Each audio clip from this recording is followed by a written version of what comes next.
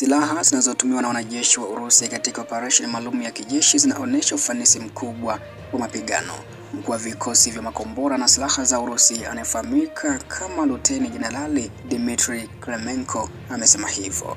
Amedai mifumo yote ya silaha iliyopo inayohudumia vikosi vya makombora na mizinga inatumika kwa mafanikio katika operesheni maalum ya kijeshi, ikionyesha ufanisi mkubwa wa mapigano na kuthibitisha sifa zake zilizokusudiwa. Na silaha hizo ni pamoja na vinu vya kujisukuma vya milimita 152 M6-S vilivyoboreshwa, mifumo ya kisasa ya roketi nyingi za kurusha tornado na pia mfumo wa makombora wa Iskander-M. Kamanda amesema katika mahojiano na gazeti la Wizara ya Ulinzi la Krasnaya Zvezda wakati wa hafla ya vikosi vya makombora vya Urusi na siku ya silaha za Urusi iliyoweza kuadhimishwa Novemba 19. Watengenezaji wa ulinzi wanaendelea kuwasilisha silaha za mizinga zenye magurudumu mengi kwa wanajeshi wa Urusi, kama vile mfumo wa milimita 152 Malva uliowekwa sanifu na bunduki ya mizinga M6 na pia mfumo wa milimita 152 Brand-T-K unaolingana familia ya GRTZ, ambapo mbinu hii sanifu husaidia kutoa moto kwa kutumia aina zote za risasi zinazopatikana na inaruhusu kutumia makombora ya usahihi wa Krasnopol-M2. Uchambuzi unaoendelea wa uzoefu wa mapigano uliopatikana na matokeo ya matumizi ya mapigano ya vikosi vya makombora pamoja na mizinga husaidia kuboresha silaha hizi haraka sana, huku kukiwa na mazingira yanayobadilika haraka katika operesheni maalum ya kijeshi na kuboresha mwelekeo wa uboreshaji wao zaidi. Jenerali huyo amesema hivyo. Pia wanajeshi wa Urusi wameripotiwa kuvalia mavazi ya kiraia huko Pokrovsk na kufanya mashambulizi katika mwamvuli huo. Taarifa kutoka mstari wa mbele wa kivita huko Pokrovsk imeripotiwa ya kwamba vikosi vya Urusi huko Pokrovsk mkoani Donetsk vinafanya kazi kama vikundi vya hujuma na upelelezi na kuzidisha juhudi za ulinzi za Ukraine kujifanya raia. Kamanda wa brigedi ya 68 ya Giga alipewa jina la kikosi Leuti ripoti hivyo Novemba 19.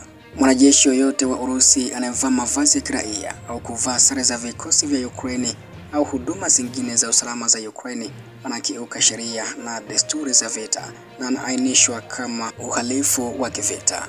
Matamshi hayo yanakuja huku vikosi vya Urusi vikiendelea kusonga mbele huko Pokrovsk, hiyo shabaha kuu ya mashambulizi ya mashariki ya Moscow katika miezi ya hivi karibuni. Ni kama kazi ya hujuma na upelelezi, hawafuati taratibu zozote za kawaida, lakini harakati zao bado zinachanganya njia zao za wanajeshi wa Ukraine za usafirishaji, Leuti ameeleza hivyo.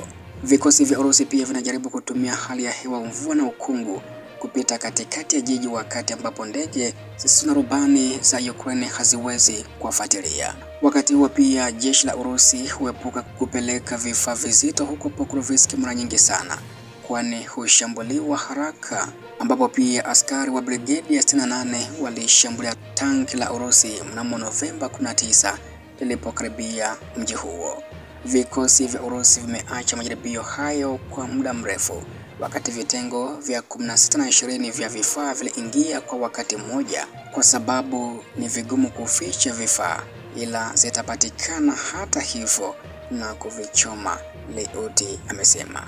Leuti ameongeza kuwa wanajeshi wa Urusi wanaendelea kuvaa nguo za kiraia, ndiyo maana vikosi vya Ukraine wakati mwingine huwagundua mara tu mapigano yanapokuwa yameanza. Jambo gumu zaidi ni kwamba wanajifanya kama raia, wamekuwa wakibadilisha nguo kwa muda mrefu na kupokea maagizo ya kufanya hivyo. Wakati mwingine wanawatambua adui zao tu baada ya kuanza kwa mapigano ya moto, kwa sababu raia hawatafyatua risasi kwenye vitengo vya Ukraine. Wanajeshi wa Urusi wanaendelea kulenga vifaa vya Ukraine na kuunda kile kinachoitwa eneo la mauaji kuzunguka Pokrovsk, ambalo linaenea kilomita 10 hadi 15 kutoka jiji hadi mstari wa mbele. Kwa hivyo wanajeshi wa Ukraine lazima wapite umbali huo kwa miguu. Urusi imepeleka wafanyakazi wake wengi tena bora zaidi huko Pokrovsk kufanya kazi dhidi ya Ukraine, ambapo nguvu ya mashambulizi ya ndege zisizo na rubani za adui ni kubwa sana kiasi kwamba wakati mwingine haiwezekani kuendesha gari katika nafasi, kamanda wa Ukraine amesema. Hata hivyo, Ukraine inasonga mbele kwa msaada wa mifumo ya robot ardhini. Unajaribu kupeleka mahitaji kwa vitengo vyake kwa njia hiyo. Hii ni kwa sababu vifaa vingi vimeharibiwa na kuchomwa na ndege ambazo hazina rubani za adui. Baada ya kuchukua udhibiti wa Avdiivka, ngome ya muda mrefu ya Ukraine iliyoko takriban kilomita 40 kusini mashariki mwa Pokrovsk, mnamo Februari mwaka jana 2024, vikosi vya Urusi vimekuwa vikisukumana kuelekea Pokrovsk, kilicho kitovu muhimu cha vifaa vya Ukraine kilichopo katika sehemu salama ya mkoa wa Donetsk.